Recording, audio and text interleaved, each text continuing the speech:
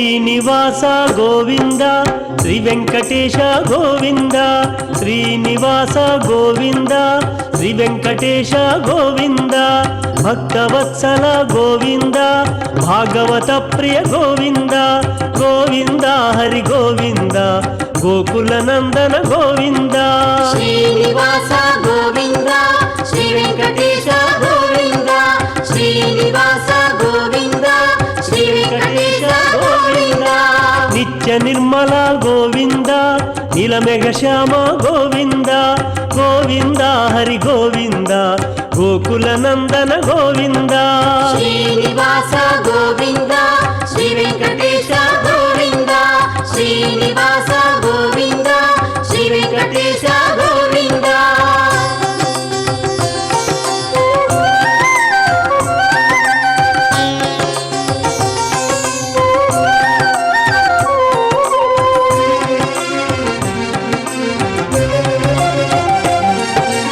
పురాణ పురుష గోవింద పుండరికాక్ష గోవింద గోవింద హరి గోవింద గోకుల నందన గోవింద శ్రీనివాస గోవింద శ్రీ వెంకటేశ గోవింద శ్రీ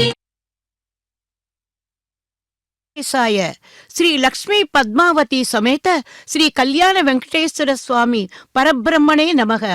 వెంకటాద్రి సమం స్థానం బ్రహ్మాండే నాస్తి కించன வெங்கடேச சமோ தேவோ நபூத்தோ நபுவிஷ்யதி என்கிறது ஸ்ரீ வெங்கடேச புராணம்.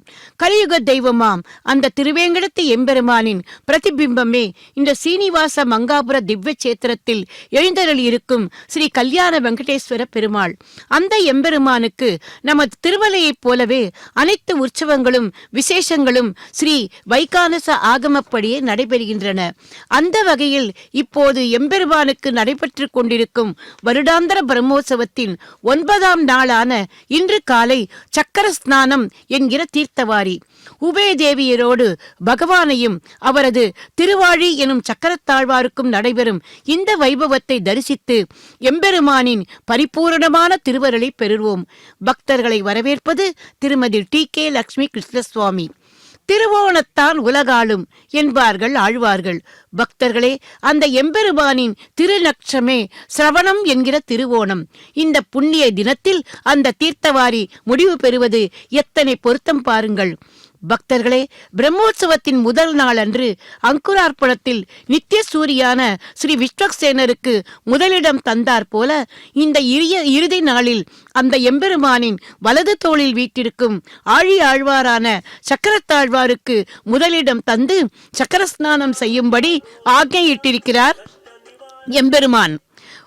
பக்தர்களே, இப்படி தன்னுடைய கௌரவத்தை கூட குறைத்துக் கொண்டு தனக்கு கைங்கரியம் செய்கின்ற இந்த இருவருக்கும் முதலிடம் தந்த அந்த திருவேங்கடத்து எம்பெருமானின் எளிமையை எப்படி புகழ்வது? ஆகவேதான் நிகரில் புகழாய் என்றார் நம்மாழ்வார். பிரம்மோற்சவத்தின் முடிவாக வருவது சக்கரஸ்நானம். ஒரு யாகம் முடிந்த பின் செய்கிற ஸ்நானத்துக்கு அவபிரத ஸ்நானம் என்பார்கள். 9 நாள் பிரம்மோற்சவம் என்பது ஒரு யாகத்துக்கு சமமாம். ஆகவே அதுவும் ஆயிரக்கணக்கானவர் இதற்காக அல்லும் பகலும் உழைத்திருக்கிறார்கள் அல்லவா? திவ்ய அவதாரக அஸ்ய அஸ்மின் க்ஷேத்ர நிவாச ரசிகஸ்ய ஸ்ரீ லக்ஷ்மி பத்மாவதி சமேத கல்யாண வெங்கடேஸ்வர சுவாமினஹ பிரீத்தியர்த்தம் லோக கல்யாண கிரியமானம் லோக க்ஷேமார்த்தம் ராஜா ராஷ்டிர கிராம யஜமான சர்வேஷாம் பக்த ஜனானாஞ்ச வியாதி சோர பய துர்பிக்ஷ அனாவிருஷ்டி ராஜ்ய பாதாதி சர்வ உபத்ரவ சாந்தியர்த்தம் ஸ்வஸ்தியர்த்தம் சமஸ்த சன் மங்கள வாப்யர்த்தம் கல்யாண வெங்கடேஸ்வர சுவாமினஹ அனுக்கிரஹேண லோக க்ஷேமார்த்தம் பிரதிவர்ஷே சம்பவதே நவாஹ்னிக சார்வகாமிக பிரம்மோத்சவ அக்ஷய கர்மணி நவம திவசே அவ பிருதோத்சவ அங்கபூத ஏதத் கர்மணி मम मनोवांच क्रिया सिद्ध्यर्थम मम इष्ट काम्यार्थ फल सिद्ध्यर्थम मम कुटुंबानां सर्व रक्षणार्थम कल्याण वेंकटेश्वर स्वामिनः अनुग्रह सिद्ध्यर्थम एतत् कर्मणि वैखानस दिव्य भगवत शास्त्रोक्त मार्गेण आचार्य मुखेन अहम कारयिष्ये। गोत्रस्य रेचल्लगोत्रस्य वेंकटेश्वराव नामधेय धर्मपत्न्याः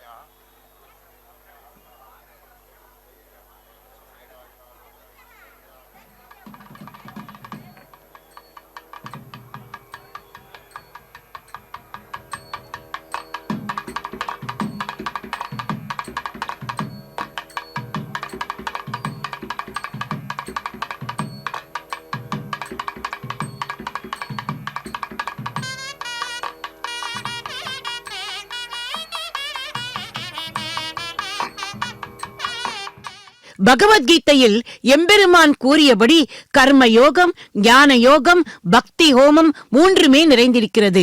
பூஜா விதிகள், வாகன சேவைகள், எம்பெருமானுக்கு செய்யப்படும் திருவஞ்சன வைபவங்கள், அலங்காரங்கள் இவை கர்மயோகத்துக்கு உதாரணம். ஆஸ்தான மண்டபத்தில் பண்டிதர்களை கொண்டு நடத்தப்படும் அந்த உபன்யாசங்கள் ஞான யோகத்துக்கு உதாரணம். இந்த 9 நாட்களும் எம்பெருமான் எழுந்தருளும் வாகனத்துக்கு முன்பாக ஆடிக்கொண்டும் பாடிக்கொண்டும் பஜனை செய்து கொண்டும் எத்தனை பக்தர்களை நாம் தரிசித்தோம். அவர்களின் கைங்கரியங்கள் மறக்க முடியாத ஒன்று. இதை பக்தி யோகம் என்று சொல்லலாம். ஆக மொத்தத்தில் இந்த கலியுகத்தில் தபஸ், ஹோமம் இவற்றை விட இந்த கலியுகத்தில் பிரதானமானது பக்தி. பக்தர்களே, இந்த பக்தியை தான் நாம் இந்த தீர்த்தவாரியில் சக்கரத்தாழ்வாரை வழிபட்டு இப்போது நாம் சேவிக்க இருக்கிறோம். எம்பெருமானுக்கும் அவரது உபய தேவிமார்களுக்கும் இப்போது ஸ்நபன திருமஞ்சனம் நடைபெற உள்ளது. இந்த ஸ்நபன திருமஞ்சன சமயத்தில் எம்பெருமான் அவரது தேவிமார்களோடு சேர்ந்து எம்பெருமானை விட்டு க்ஷணம் கூட பிரியாமல் இருக்கும் அந்த சக்கரத்தாழ்வாருக்கும் சேர்த்து பயில், பால், தயிர், தேன், இளநீர், மஞ்சள், சந்தனம் ஆகிய சீத்தளை பொருட்களை கொண்டு ஸ்நபன திருமஞ்சனம் நடைபெறுகிறது. பக்தர்களே, எப்படிப்பட்ட எளிமை எம்பெருமானுக்கு! தன்னுடைய சக்கரத்தாழ்வாருக்கு சம அந்தஸ்து தரும்படி அவரும் ஒரே மேடையில் வீட்டிருக்கும்படி செய்து திருமஞ்சனம் காண்கிறார் அல்லவா? அதுதான் இந்த தீர்த்தவாரியின் விசேஷமே. சுபமுகூர்த்த சமயத்தில் சக்கரத்தாழ்வாரோடு சேர்ந்து கங்கடபட்டர், மற்ற அர்ச்சகர்கள், ஆலய அதிகாரிகள், பக்தர்கள் என்று அனைவரும் ஒன்றாக சேர்ந்து இந்த புஷ்கரிணியில் ஸ்நானம் செய்து எம்பெருமானின் முன்னே அனைவரும் சமம் என்று காட்டுகிறதல்லவா? ஆகவே ஹோமம் செய்த பலன் எல்லோருக்கும் கிடைக்கிறது. எம்பெருமானின் நிலைகளை 5: பரம், வியூகம், விபவம், அந்தர்யாமி, அர்ச்சை. இதில் அர்ச்சை வடிவில் இருக்கும் மூர்த்திகளுக்கு திருமஞ்சனம் செய்வது மிகவும் விசேஷம். இதன் மூலம் அந்த மூர்த்திகளின் தெய்வ சக்தி இன்னும் கூடுவதாக சொல்கிறார்கள். எவர் ஒருவர் இந்த பிரம்மோற்சவத்தில் பங்கு கொண்டு முடிவாக தீர்த்தவாரி என்று இந்த அவபிரத ஸ்நானம் செய்கிறார்களோ அவர்கள் எல்லா சுகங்களையும் பெறுவார்கள். அவர்கள் தன்யர்கள் என்பது உண்மை. கருவறையில் மூலமூர்த்தியாக விளங்கும் எம்பெருமானை அருகில் சென்று சேவிக்க இயலாத வயோதிகர்களும் நோயாளிகளும் இந்த பிரம்மோற்சவ சமயத்தில் அந்த வாகன சேவைகளை நேரடியாகவோ அல்லது இந்த தொலைக்காட்சி மூலமாகவோ தரிசிப்பவர்களுக்கும் இந்த பலன் நிச்சயமாக உண்டு. புனர்ஜென்மமே கிடையாது. நேரடியாக வைகுந்தம் சென்று எம்பெருமானை அடையலாமாம். அவர்களுக்கு மோட்ச சாம்ராஜ்யம் கிடைப்பது உறுதி என்கிறார்கள். பக்தர்களே, இதில் இந்த சக்கரத்தாழ்வாரை பற்றி நாம் கொஞ்சம் தெரிந்து கொள்ளலாம். நமது ஸ்ரீ வைஷ்ணவ சம்பிரதாயத்துக்கு ஸ்ரீ சடகோப்பர், ஸ்ரீ பகவத் ராமானுஜர், ஸ்ரீ வேதாந்த தேசிகன் இவர்களை சிரோரத்னங்கள் என்பார்கள். வேதம் தமிழ் செய்த மாறன் என்கிற சிறப்பு ஸ்ரீ சடகோப்பர் எனும் நம்மாழ்வாருக்கு. விசிஷ்டாத்வைத சித்தாந்தத்தை பிரகடனம் செய்த மேன்மை ஸ்ரீ பாஷ்யக்காரர் எனும் பகவத் ராமானுஜருக்கு என்றால், கீதையின் சரம ஸ்லோகத்தை அடிப்படையாக கொண்டு சரணாகதி என்கிற பிரபத்தி மார்க்கத்தை விளக்கம் செய்தவர் ஆச்சாரியர் ஸ்ரீ வேதாந்த தேசிகன். திருவேங்கடமுடியானின் திரு அவதார நட்சத்திரமான அந்த திருவோணத்தில் அவதாரமாகி வேங்கடநாதன் என்கிற திருநாமம்தான் முதலில் இவருக்கு சூட்டப்பட்டது. இவர் இயற்றிய ஸ்லோகங்களும் சோஸ்திரங்களும் கோவில் மணியைப் போல கணீர் கணீர் கணீர் என்று துவனிப்பதால் இவரை திருமலைமால் திருமணியின் அவதாரமாக போற்றப்பட்டு கண்டாவதாரர் என்கிற திருப்பெயரோடு விளங்குகிறார். தர்க்கவாதிகளுக்கு சிம்மம் போன்றவர் என்பதால் கவிதார்க்க சிம்மம் என்கிற பட்டப்பெயரும் இவருக்கு உண்டு. காஞ்சிபுரத்தில் உஞ்சவிருத்தி பண்ணிக்கொண்டு எளிமையாக வாழ்ந்து விஜயநகர சமஸ்தானத்தில் ஆஸ்தான வித்வான் என்னும் பதவியை கூட உதறி தள்ளியதால் ஞான வைராக்கிய பூஷணம் என்பார்கள். ஸ்ரீ ரங்கநாதரின் அந்த பாதுகைகளை பற்றி அவர் எழுதிய அந்த பாதுகா சகஸ்திரத்தை பார்க்கும்போது இவரை சர்வதந்திர சுதந்திரர் என்று ஸ்ரீரங்க நாயகியே போற்றினாளாம். ஆக மொத்தத்தில் அந்த ஆச்சாரியரான ஸ்ரீ வேதாந்தி தேசிகன் திருவாழி ஆழ்வாரை போற்றி பாடிய சோஸ்திரமே ஸ்ரீ சுதர்சனாஷ்டகம். பக்தர்களே, அங்கே எம்பெருமானுக்கு சத்திரம் சாமரம் போன்ற 16 விதமான ஷோடச உபச்சாரங்கள் நடந்து கொண்டிருக்கின்றன. ஷோடச கலாநிதிக்கு ஷோடச உபச்சாரமோ என்று கீர்த்தித்தார் அல்லவா அன்னமையா. இனி இந்த சுதர்சனாஷ்டகத்தை பத்தி பார்ப்போம். காவிய நயம் கவிநயம் ரெண்டும் இணைந்து செவிக்கு ஒரு சுகம் அளிக்கிறதாம் இது. பக்தர்கள் உற்சாகமாக கோஷ்டி கானமாக அனுசந்திக்க ஏற்றதாக ஜய ஜய என்கிற கோஷத்துடன் விழிவேற்றுமையில் பாடியிருக்கிறார் இந்த ஆச்சாரியர். அதில் சுதர்சன ஆழ்வாரின் மேன்மை மட்டுமன்றி ஆச்சாரியரின் சம்ஸ்கிருத பாண்டித்யம் கூட இந்த சோஸ்திரத்தில் பிரகாசிக்கின்றன. ஒரு சமயம் காஞ்சிபுரத்துக்கு அடுத்த திருப்புக்குழியில் விஷஜுரம் வந்து மக்கள் மிகவும் பாதிக்கப்பட்ட போது சுவாமி தேசிகன் இந்த சோஸ்திரத்தை இத்துடன் இணைந்த ஷோடச ஆயுத சோத்திரத்தையும் இயற்றி சக்கரத்தாழ்வாரின் அனுகிரகத்தால் அந்த வியாதியை விலக்கி மக்களை காப்பாற்றியதாக சாஸ்திரம் கூறுகிறது. சமித்த விஸ்வக் பயாமய என்று அதை இந்த சோஸ்திரத்திலேயே ஆச்சாரியார் சாதித்திருக்கிறார். முக்தி தரும் நகரேழில் முக்கியமாம் கச்சிதனில் ஸ்ரீ வரதராஜ சுவாமியின் கோவிலில் புஷ்கரணியின் கரையில் சக்கரத்தாழ்வாருக்கு தனி சன்னதியே உள்ளது. அங்கே சுதர்சன ஆழ்வார் 16 ஆயுதங்களை தாங்கியபடி மிகப்பெரிய ரூபத்தில் அற்புதமாக தரிசனம் தருவார். இந்த விசேஷத்தை சாகித்துதான் ஷோடச ஆயுத சோஸ்திரம் ஏற்றினாராம் சுவாமி தேசிகன். வனமாலி கதீஷாங்கி சங்கி சக்ரீச்ச நந்தகி என்று பஞ்ச ஆயுதங்களையும் தரித்துக் கொண்டிருப்பவர் ஸ்ரீ மகாவிஷ்ணு. அவரது சகஸ்ர நாமங்களை விவரிக்கும் ஸ்ரீ விஷ்ணு நாம அந்த சோஸ்திரத்தில் கூட அதை தொடர்ந்து உபாசிக்கப்படும் பஞ்சாயுத சோஸ்திரத்தில் முதல் ஸ்லோகமே ஸ்ரீ சுதர்சனுக்குத்தான். அவர் கோட்டி சூரியர்களுக்கு சமமாகவும் சத்துருக்களை விநாசனம் செய்பவராகவும் ஸ்ரீ மகாவிஷ்ணுவின் பிரதான ஆயுதமாகவும் போற்றப்படுகிறார்கள். சாதாரணமாக நாம் எப்போதும் சொல்வோம், ஆதிசேஷன் எம்பெருமானின் மனதில் உள்ள எண்ணத்தை அறிந்து கொண்டு கைங்கரியம் செய்பவர் என்று. இங்கே இந்த சக்கரத்தாழ்வாரை பார்க்க போனால் அவர் எம்பெருமானின் எண்ணத்தை மட்டுமல்ல, எம்பெருமான் நினைக்கும் போதே பாய்ந்து விடுவாராம். காணமர் வேழம் கையடு தளர கராதன் காலனை கதுவ ஆனையின் துயரம் தீர புள்ளூர்ந்து சென்று நின்று ஆழி தொட்டானே என்கிறார் திருமங்கை ஆழ்வார்.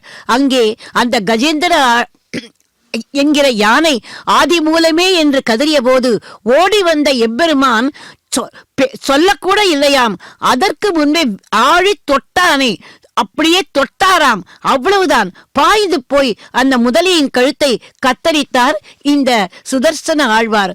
பக்தர்களே, அப்படிப்பட்ட சுதர்சன ஆழ்வாருக்கு இப்போது எம்பெருமானோடு சேர்த்து நாம் தரிசிக்க போவது ஸ்நபன திருமஞ்சனம். இந்த சுதர்சனாஷ்டக சோஸ்திரத்தில் 8 ஸ்லோகங்கள் உள்ளன. சக்கரத்தாழ்வாரின் 48 குணவிசேஷங்கள் இதில் சொல்லப்பட்டுள்ளன. அவற்றுள் சில முக்கியமானதை மட்டும் நாம் இப்போது பார்க்கலாம். முதல் ஸ்லோகத்திலேயே இந்த பூலோகம் நிலையாக நிற்பதற்கு காரணமாய் இருப்பவர் ஜகதவஸ்தான காரணா என்றும் சகல பாபங்களையும் ஒழிப்பவர் என்பதால் நிகழ துஷ்கர்ம கர்சனா என்றும் வாழ்த்துகிறார் தேசிகன். அடுத்து நிருப சர்வதிஸ்மீத சட்குணா, அதாவது எம்பெருமானைப் போலவே இவரிடமும் ஞானம், சக்தி, பலம், ஐஸ்வர்யம், வீரியம், தேஜஸ் என்கிற 6 குணங்களும் இயற்கையாகவே நிரம்பியுள்ளதாம். அது மட்டுமல்ல, நிஜ பரவியூக வைபவா, அதாவது பரம் வியூகம் என்ற 2 திருமேனிகளையும் உடையவர் சக்கரத்தாழ்வார் என்கிறார். ஸ்திரமகாயந்திர தந்திரிதா, அதாவது பக்தர்கள் வழிபடுவதற்கு ஏதுவாக மந்திர சாஸ்திரத்தின்படி பெரிய யந்திரங்களில் இந்த சக்கரத்தாழ்வாரின் திருவுருகள் ஸ்தாபிக்கப்பட்டு சுதர்சன யந்திரம் என்று வழங்கப்படுகிறது. ஆகவே சஹஸ்ராக்ஷஸ்வஹஸ்ரபாத் சபூமிம் விஸ்வதோ வ்ருத்வா அத்யதிஷ்டதசாங்குலம் புருஷ வேதகம் சர்வம் யத்பூதம் யச்ச பவ்யம் உதாமிருதத்வஸ்யேஷானः யதன்னேனாதிரோஹதி ஏதாவானஸ்ய மஹிமா பதோ த்யாயாரத்ய புருஷः பாதஸ்ய விஸ்வபூதானி த்ரிபாதஸ்யாமிருதம் திவே த்ரிபாதோ உதயத் புருஷः பாதஸ்ய பவாத் புனः ததோ விஸ்வம் யக்ராமது சாரணானஜலே அபி தஸ்மாத் விராடஜாயதா விராஜோ அதிபுருஷः சஜாதோ அத்யரிச்யதா பஸ்யாத் பூமிமதோ புரः யத்புருஷேன ஹவிஷா தேவாயக்ஞமதம் வதா வசந்தாஜாலிதாஜ்யம் கிரீஷ்மயத்மஜரத்வவிः சப்தாஜ்யாரம்பரிதயः ते சப்ததமிதः கிருதா தேவாயத்யக்ஞம் தன்வானாः அபத்ரன் பரஜம் பரம் தையக்ஞம் பரிஹித ப்ரோக்ஷன்ன பரஜம் ஜாதமக்ருதः சேன தேவ அயஜந்தः சாத்யாரயச்சயே தஸ்மாத் யஜ்ஞாத் சர்வதः சம்ஹதம் பிரஜதாஜ்யம் பரவத்தாவச்சக்ரவாஜவ்யாः அரண்யா கிராம்யா சயே தஸ்மாத் யஜ்ஞாத் சர்வதः பிரஜசாமபிஜக்மிரே சந்தாரம் ஜக்மிரே தஸ்மாத் யஸ்தஸ்மாதஜாயதா தஸ்மாதஸ்வா அஜாயந்த ஏதோ பயாததः காமஜக்மிரே தஸ்மாத் ஜாதாஜாவயः யத்பரஜம் யததः கதிதாவ்யகல்பயன்ன கங்கமஸ்ய கௌபாः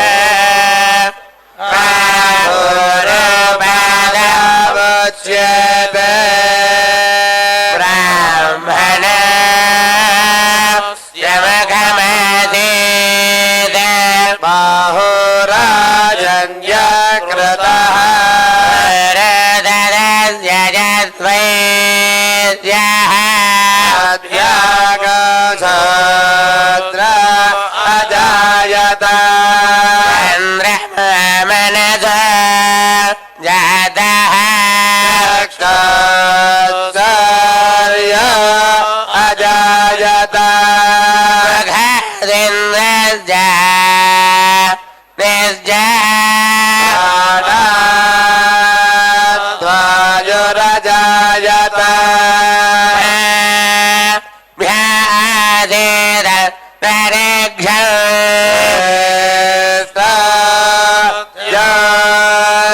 Sabhavartata Vya Bhavedha Sra Srade Lokago Agalvayanna Veda Hameda Paraja Maha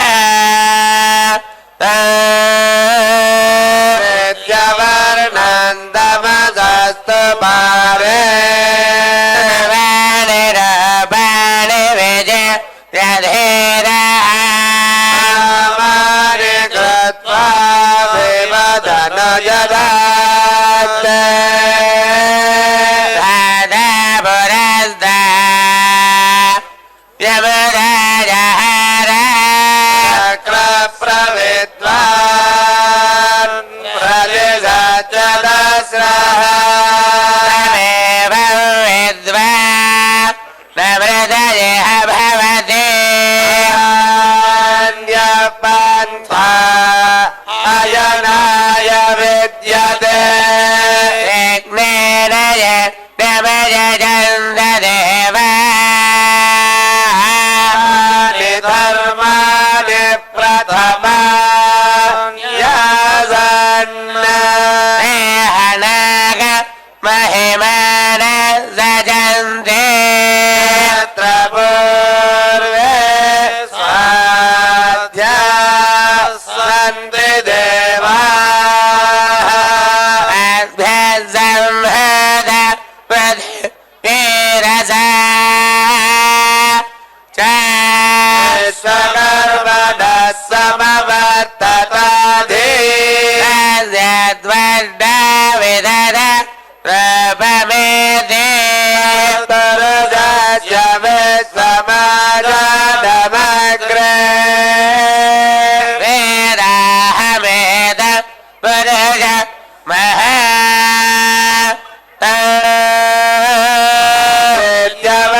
Vidyavarnandamasa Parastada Tamevam Vidva Namradaye Bhavati Anyapantha Vidyate Yanaya Prajapatis Jaradika Bhe Andaha Jayamano Bahuda Vijayate Asyadhira Parijana Vijana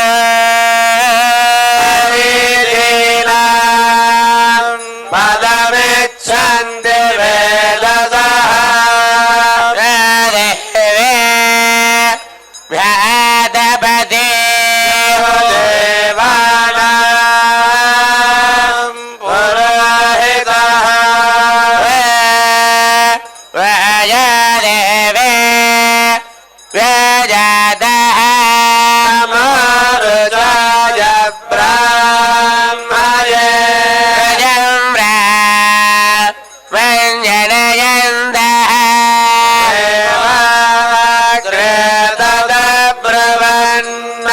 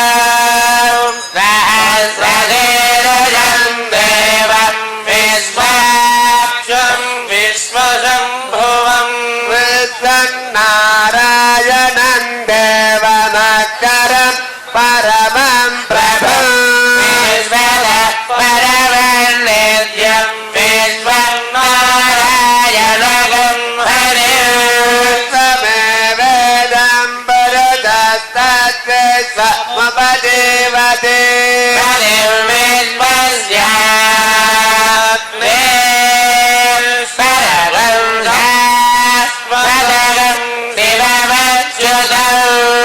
नारायणं महाज्ञेय विश्वात्मानं परायणं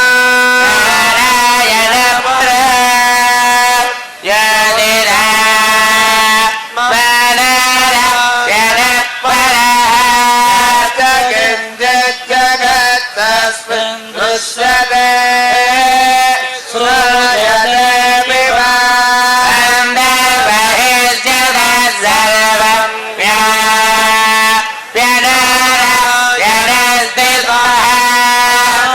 तमं जयं कविगो समुद्रेन्द्र विश्वजम्भवा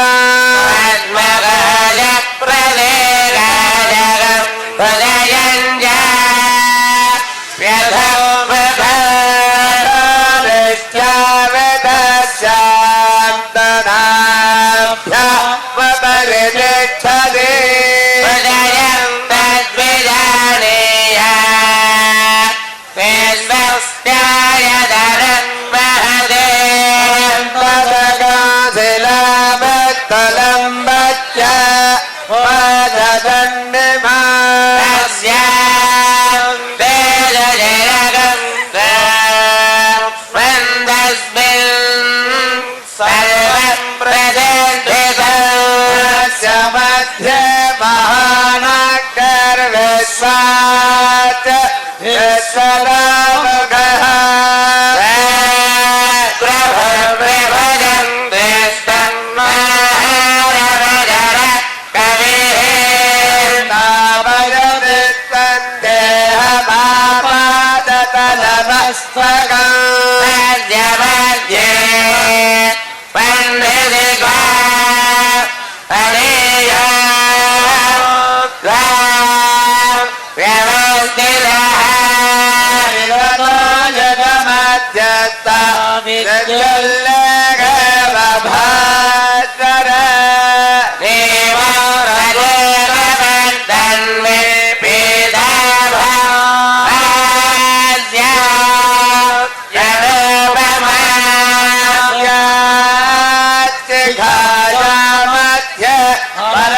परमात्मा व्यवस्थितः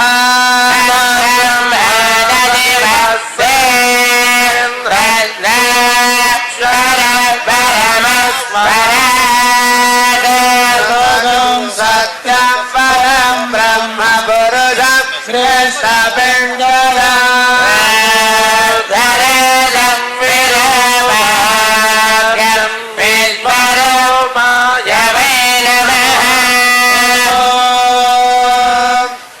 नारायणाय विद्महे वासुदेवाय धीमहि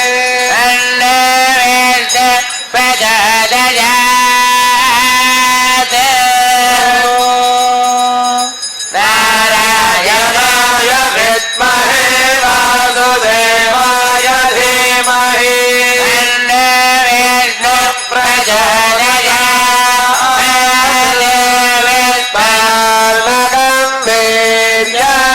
प्रवाच यः पार्थिवानि विभमेरजागन्ति अस्कभाजदुत्तरगं सदस्थं विचक्रमाण हृदरगाय विष्णुमधिविष्टा पृष्ठमधिविष्टा सप्रेतविष्टा स्वरधिविष्टा ध्रुवमधिवैतवमधि विष्णवे प्रियमभिपादो भजगो वदन्ति प्रमज्यदहि बन्धुरिता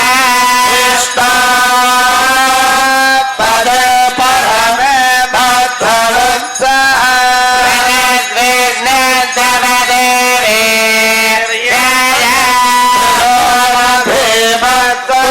भीमत्वचरगिरि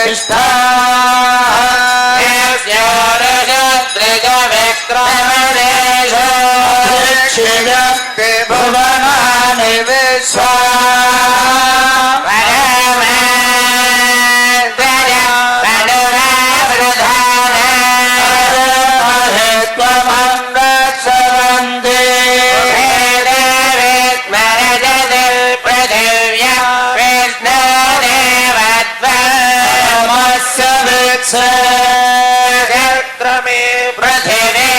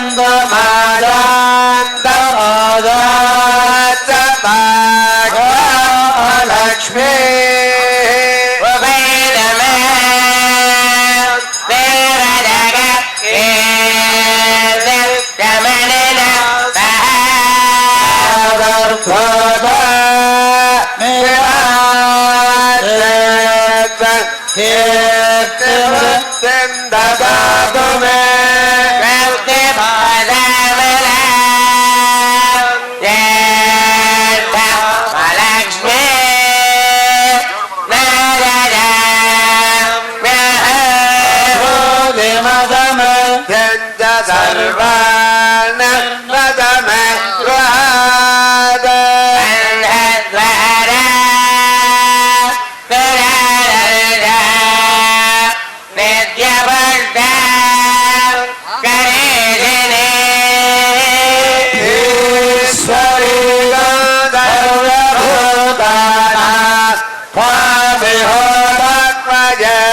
श्री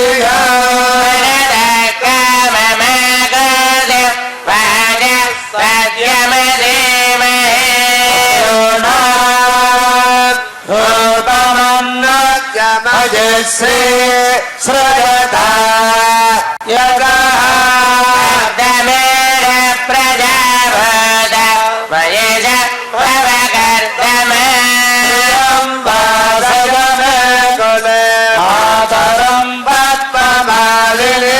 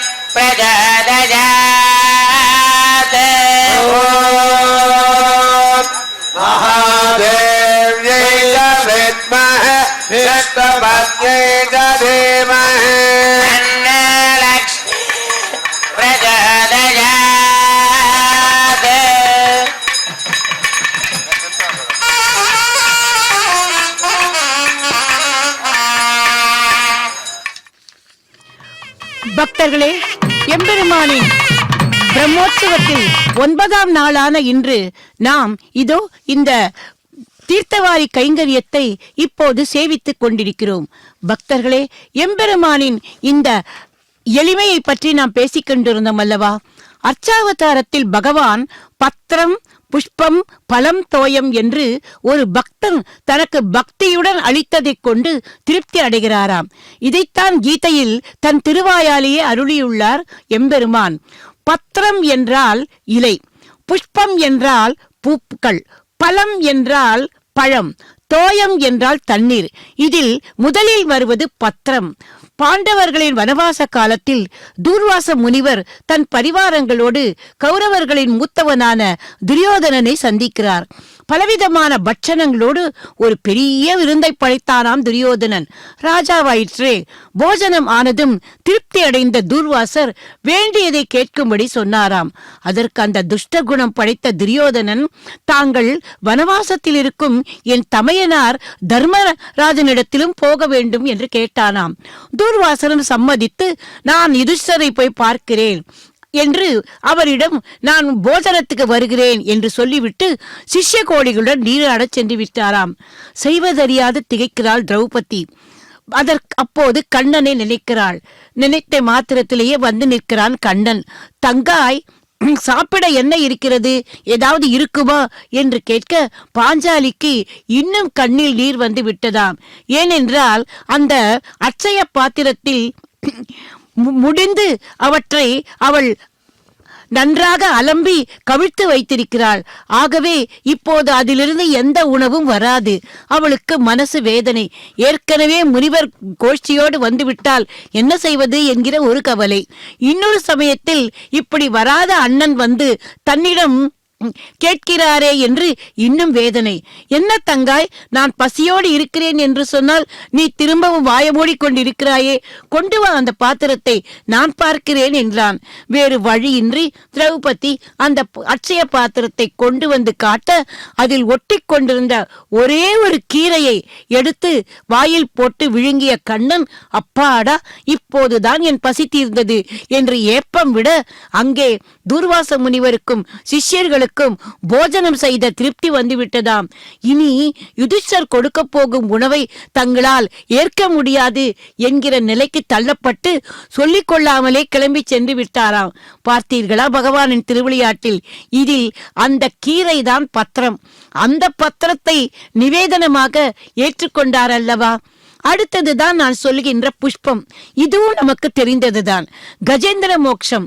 கஜேதன் என்கிற அந்த யானை எம்பெருமானுக்கு சமர்ப்பிப்பதற்காகவே தாமரை புஷ்பத்தை எடுக்க அந்த மடுவில் காலை விட்டது. காலையோ முதலை பிடித்து கொண்டது. தன் முயற்சியில் தோல்வி அடைந்த யானை ஆதி மூலமே என்று கதறியதும் எம்பெருமான் கருடனின் மீது பறந்து வந்து தன் ஆழியை சுழற்றி முதலையிடமிருந்து யானையை காப்பாற்ற நன்றி பெருக்குடன் யானை பக்தியோடு அந்த தாமரை புஷ்பத்தை தன்னுடைய துதிக்கையால் எடுத்து அவருக்கு சமர்ப்பித்ததாம். இதுதான் நான் சொன்ன புஷ்பம். அடுத்தது பழம். பழம் என்றால் பழம். ராமாயணத்தில் வனவாச காலத்தில் சீதா பிராட்டியை ராவணன் கவர்ந்து சென்ற பின்னர் சீத்தையை தேடி வரும்போது அந்த மதங்க முனிவரின் ஆசிரமத்தில் வேடுவ குல மூதாட்டியான சபரியை சந்திக்கிறார். ஸ்ரீராமனின் தரிசனத்துக்காகவே காத்திருந்த சபரி பக்தியுடன் சமர்ப்பித்த அந்த பழங்களை ஸ்ரீராமன் தன் திருக்கைகளால் வாங்கி புசித்தாராம். அதுவும் எப்படி, அந்த பழம் எப்படி இருக்கிறது என்பதை ஒரு தரம் அவள் தான் ருச்சி பார்த்து அதன் பின் ருச்சியான பழங்களை மட்டுமே ராமனுக்கு தந்தாளாம். அப்போதும் ராமன் அந்த பழங்களை ஏற்றார். அடுத்தது தோயம்.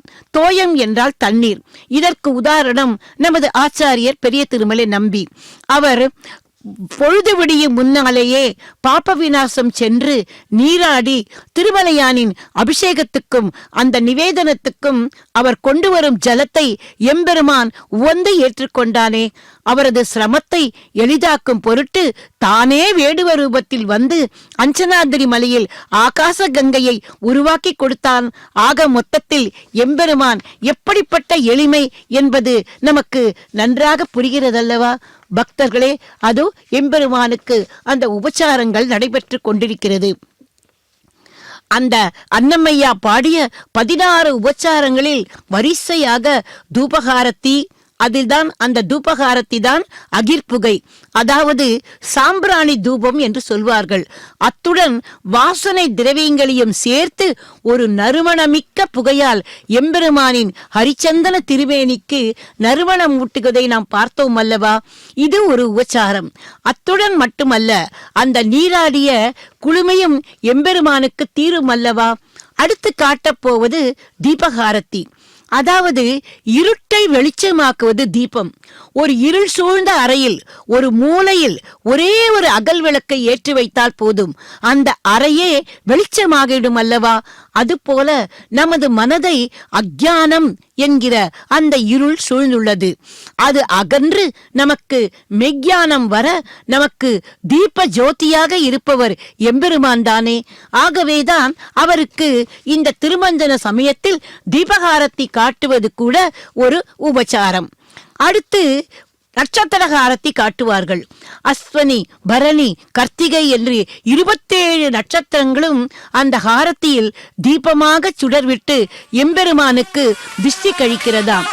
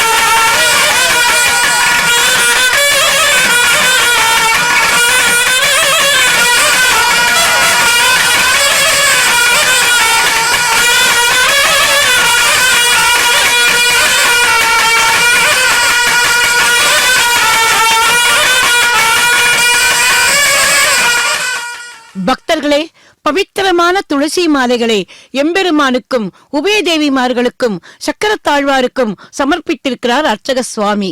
துளசியின் மகிமையை வார்த்தைகளாலே சொல்ல முடியாது. எவன் ஒருவன் போகும்போது வழியில் ஏதாவது துளசி தோட்டம், அதாவது நந்தவனத்தை வணங்கி செல்கிறானோ அவனது அனைத்து பாபங்களும் தோஷங்களும் நீங்கி விடுமாம். அதே போல துளசி செடியை நமது இல்லங்களில் வளர்த்தால் அங்கே ஸ்ரீ கிருஷ்ணரே வந்து குடிகொண்டிருப்பதாக அர்த்தமாம். துளசியின் வாசனையை நுகர்ந்தால் கூட நாம் பரிசுத்தமாக விடுவோம் என்றது பத்ம புராணம். அதில் ஒரு காட்சி, முருகப்பெருமான் தனது தந்தை சிவபெருமானிடம் ஒரு கேள்வி கேட்கிறாராம். இயற்கையின் படைப்பில் எந்த தாவரம் தெய்வீகமானது என்று.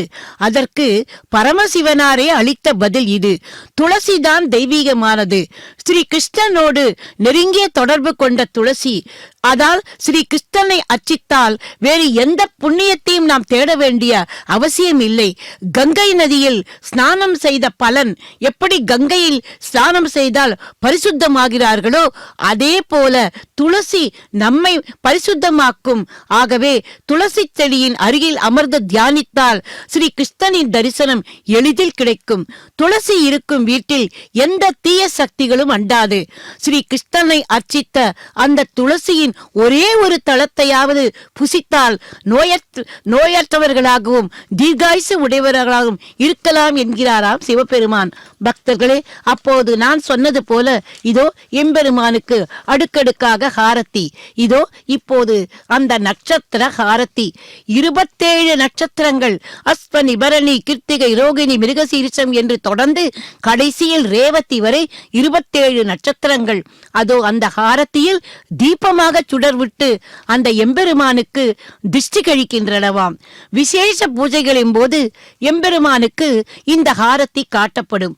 அவர் பிறந்த நட்சத்திரத்தை மனசுக்குள்ளேயே சொல்லிக்கொண்டு நாமும் மனசாலேயே இந்த எம்பெருமானுக்கு ஹாரத்தி காட்டுவோம். இதன் பிறகு இப்போது அடுத்து எம்பெருமானுக்கு சமர்ப்பிக்க இருப்பது கற்பூர மங்கள ஹாரத்தி. பக்தர்களே, இந்த எத்தனையோ இந்த வாகன சேவைகள் நடந்ததல்லவா? இதனால் எத்தனை தீக்கண்களின் திருஷ்டி எம்பெருமானுக்கு பட்டிருக்குமோ. ஆகவேதான் அந்த தீக்கண்களின் திருஷ்டி எல்லாம் கழிவதற்காக காட்டப்படும் உபச்சாரம் இந்த கற்பூர மங்கள ஹாரத்தி. சர்வாலங்கார ஸ்வரூபனான எம்பெருமானும் சௌந்தரியவதிகளான தேவிகளும் இந்த பிரம்மோற்சவத்தின் இரு வேளைகளிலும் எப்படி விதவிதமான அலங்காரங்களுடன் விதவிதமான வாகன வீதி உலா வந்தார்கள் அல்லவா? அப்போது பட்ட அந்த கண் திருஷ்டி அனைத்தும் காற்றிலே கற்பூரம் போல கரைய காட்டப்படுவதே இந்த கற்பூர மங்கள ஹாரத்தி. பக்தர்களே, இதன் பின்புதான் முடிவாக வரப்போவது நாம் இவ்வளவு நேரமாக காத்து கொண்டிருக்கும் அந்த தட்டு திருமஞ்சனம். அதாவது மங்கள நீரை சங்கதாரை பத்மதாரை வழியாக சகசிரதாரையில் பொழிந்து அந்த தாம்பாளத்தின் வழியாக எம்பெருமானின் மீது, தேவிகளின் மீது, சுதர்சன ஆழ்வாரின் மீது என அனைவருக்கும் அபிஷேகம் நடக்கும். இந்த ஸ்நபன திருமஞ்சனத்தை வேத மங்கள வாத்திய ஒலிகளுடன் கோலாகலமாக முடிப்பார்கள். வேதத்தில் கூட பார்க்க போனால் 4 விதமான வேதங்களும் யஜுர் சாம அதர்வர என்ற 4 வேதங்கள், அதே போல பஞ்ச சூக்தங்கள். ஆக எம்பெருமானுக்கு வேத பாராயணத்தில் மந்திரங்களால் எம்பெருமானுக்கு அர்ச்சனை செய்வது ரொம்பவும் விசேஷமானதல்லவா? ஆகவேதான் எந்த ஒரு விசேஷமான எம்பெருமானுக்கு பூஜையோ அல்லது உற்சவமோ எது நடந்தாலும் வேத பாராயணம் உள்ளது.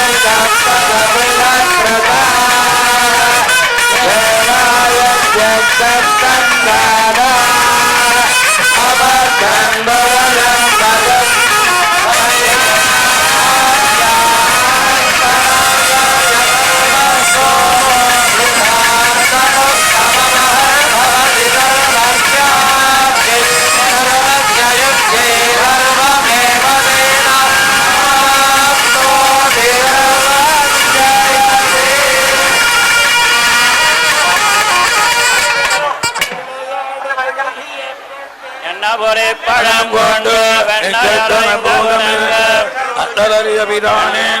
என்ன பொறி பழம் கொண்டு கண்ணுகளோட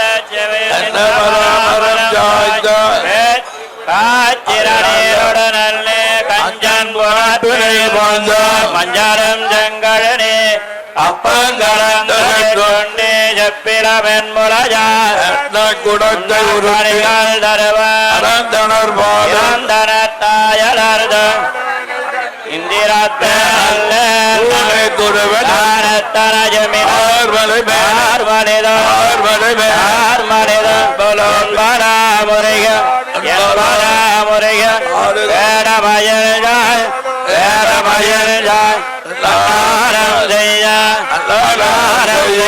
கண்ணாடி நாளை தொட்டு தன்னன் பின்போகல் செய்து இரு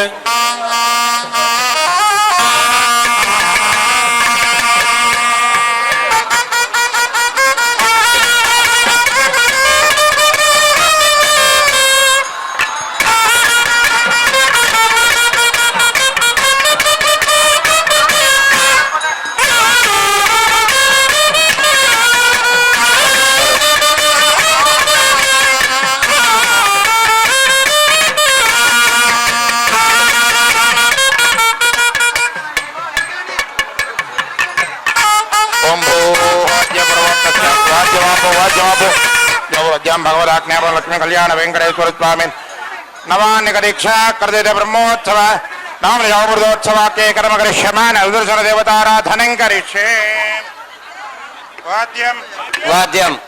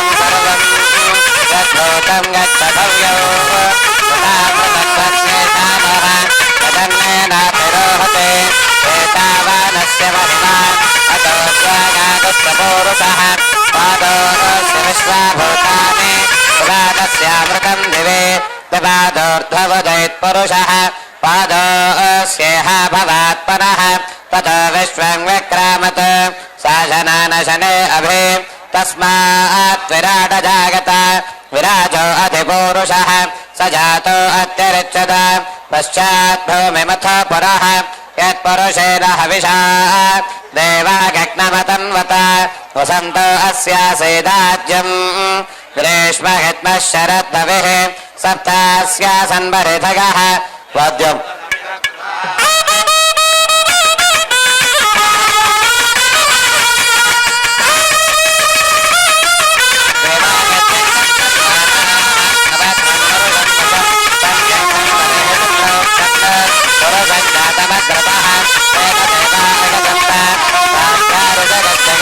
तस्मात्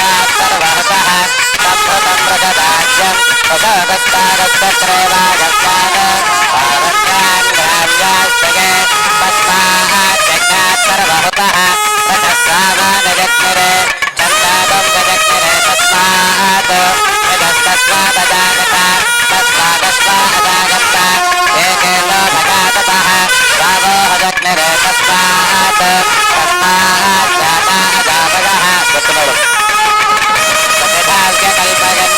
स्वपञ्चमस्य कौपा पावरोपादावच्चेते ॐ पर्याप्या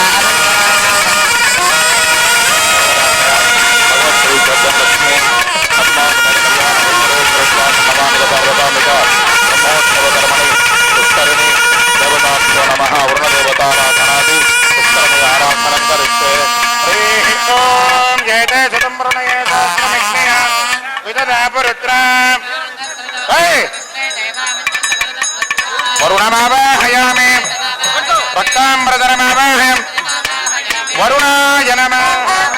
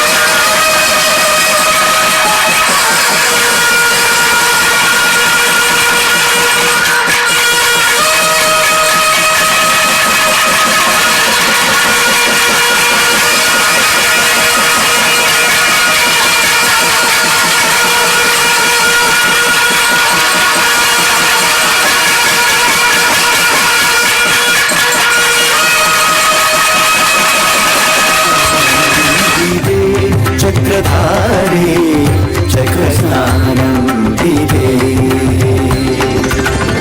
चक्रस्नानं दिदे चक्रधारे चक्रस्नानं दिदे चक्रधारे चक्रस्नानं दिदे चक्रधारे चक्रस्नानं दिदे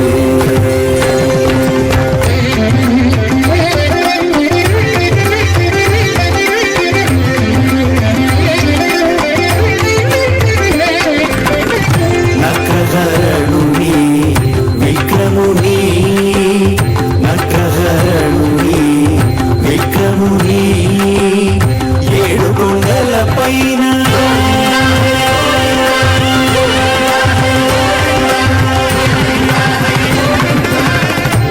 చక్రధరణుని విక్రముని ఏడు కొండల పైన దర్శనధారి చక్ర స్నానం విదే చక్రధారి చక్ర స్నానం విదే